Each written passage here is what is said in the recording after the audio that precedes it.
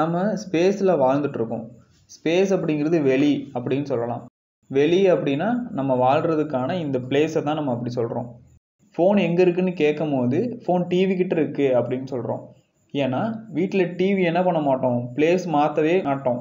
நம்ம first time எப்போ வாங்கி ஃபிக்ஸ் பண்ணுறோமோ அதுக்கப்புறம் அது சேஞ்ச் ஆக போகிறதே இல்லை. ஸோ இப்போ அந்த காரணத்தினால ஃபோன் எங்கே இருக்குதுன்னு கேட்கும் போது வீட்டில் டிவி கிட்ட இருக்குது அப்படின்னு சொல்கிறோம்.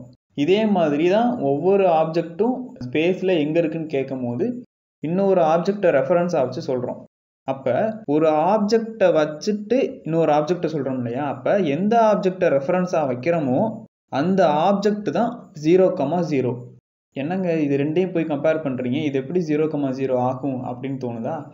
அதாவது நம்ம கால்குலேஷன்ஸு, நம்மளோட ஃபிசிக்ஸு, மேக்ஸு எல்லா இடத்துலையுமே நம்ம என்ன பண்ணியிருப்போம், 0,0 அப்படிங்கிற வேல்யூவை ஃபில் பண்ணியிருப்போம்.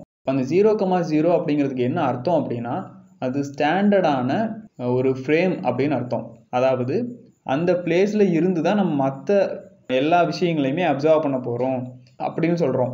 இந்த 0,0 அப்படிங்கிறத கோஆர்டினேட்டோட சென்டர் அப்படின்னு சொல்கிறோம். அதாவது இந்த கோஆர்டினேட் சிஸ்டமாக தான் நம்ம கார்ட்டீசியன் கோஆர்டினேட் அப்படின்னு சொல்கிறோம். அப்போ 0,0ங்கிறது என்ன, இது ஒரு கோஆர்டினேட் பாயிண்டோட சென்டரு. நான் என் வீட்டில் இருக்கேன், என் ஃப்ரெண்டோட வீட்டில் இருக்கான். அவங்க வீட்டில் இருந்து என் வீட்டுக்கு அவன் வரணும் அப்படின்னா நான் என்ன சொல்லணும், ஏதோ ஒரு ஃப்ரேமை ரெஃபரன்ஸாக வச்சு தான் நம்ம சொல்லணும், இந்த வழியாக வாடா அப்படின்னு சொல்லி. அப்போ இந்த வழியாக வாடாங்கும் போது இத்தனை கிலோமீட்டர் கிழக்கவா, இத்தனை கிலோமீட்டர் வந்து தெற்கு பக்கம் வா அப்படின்னு நம்ம சொல்கிறோம். அப்போ ஏதோ ஒரு பாயிண்டில் நம்ம என்ன சொல்கிறோம், ஸ்டாண்டர்டாக ஒரு ஃப்ரேமை நம்ம ஃபிக்ஸ் பண்ணி வச்சுருக்கிறோம். நான் என் வீட்டில் இருக்கேன், இது 0,0. என் ஃப்ரெண்டு வீட்டுக்கு நான் போகணும் அப்படின்னா நான் 0,0 அப்படின்னு அவனுக்கு தெரியும். அந்த காரணத்தினால 5,5ன்னு என்கிட்ட சொல்கிறான். அப்படின்னா என்ன அர்த்தம்னா 5 யூனிட்டு இந்த டைரக்ஷனில் மூவ் பண்ணி வாடா, அதுக்கு அடுத்து திரும்பவும் 5 யூனிட்டு இந்த டைரக்ஷனில் மூவ் பண்ணி வா, அப்படி வந்தீங்கன்னா நீ என் வீட்டுக்கு வந்துடலாம் அப்படின்னு சொல்கிறான். அப்போ ஒரு சிம்பிள் கிராஃபில் நம்ம ஒரு வேல்யூவை நம்ம ரெஃபர் பண்ணுறோம் அப்படிங்கும்போது இந்த வேல்யூவுக்கு என்ன சென்ஸ் கொடுக்குது அப்படின்னா, ஒரு ஸ்பேஸில் இந்த 2 வேல்யூவுக்கு 2 ரெஃபரன்ஸ் இருக்குது, இல்லைன்னா 2 லொக்கேஷன் இருக்குது அப்படின்னு அதுக்கு மீனிங். இப்போ 5,5 அப்படின்னா என்ன அர்த்தம், எக்ஸ் ஆக்சிஸில் நான் 5 யூனிட்டும் ஒய் ஆக்சிஸில் நான் 5 யூனிட்டும் மூவ் ஆகணும் அப்படின்னு அர்த்தம். இப்படி தான் நம்ம என்ன பண்ணுறோன்னா ஒரு ஸ்பேஸில் ரெஃபரன்ஸாக வச்சு சொல்கிறோம். இப்போ இந்த இதுலேயே பார்த்தோம்னா small y is equal to small x square அப்படின்னு ஒரு ஃபார்முலா இருக்குது.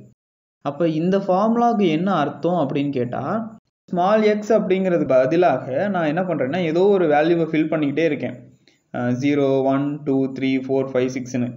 அப்போ என்ன ஆகும், ஸ்மால் ஒய்க்கு ஒரு வேல்யூ கிடைக்கும். 0னா 0, 1னா 1, 2னா 4, 3னா 9. என்ன கிடைக்கும்னா இந்த பக்கம் போடுற ஒவ்வொரு வேல்யூமே என்ன ஆகும், ஸ்கொயர் ஆகிக்கிட்டே போகும். ஸ்கொயராக ஃபில் ஆகிட்டே போகும்போது இந்த டாட் எல்லாத்தையும் சேர்க்கும் போது என்னவா கிடைக்குது, நமக்கு ஒரு கர்வ் மாதிரி கிடைக்குது. அப்போ இந்த ஒரு சிம்பிள் கிராஃபில் நம்ம ஒரு கர்வ்டு பாத்தில் நீங்கள் வாங்க அப்படின்னு சொல்லணும் அப்படின்னா நம்ம என்ன யூஸ் பண்ணுறோம், y is equal to x square அப்படிங்கிற ஒரு வார்த்தையை நம்ம யூஸ் பண்ணுறோம். அப்போ லீனியர் மூமெண்ட்டாக வரணும் அப்படின்னா நம்ம 5,5ன்னு சொல்லிடுவோம். இதே ஒரு கர்வ்டு பாத்தில் வரணும் அப்படின்னா நம்ம ஒரு ஃபார்முலா மாதிரி அதை சொல்ல வேண்டியது இருக்குது. அந்த காரணத்தினால தான் y is equal to x square அப்படின்னு சொல்கிறோம்.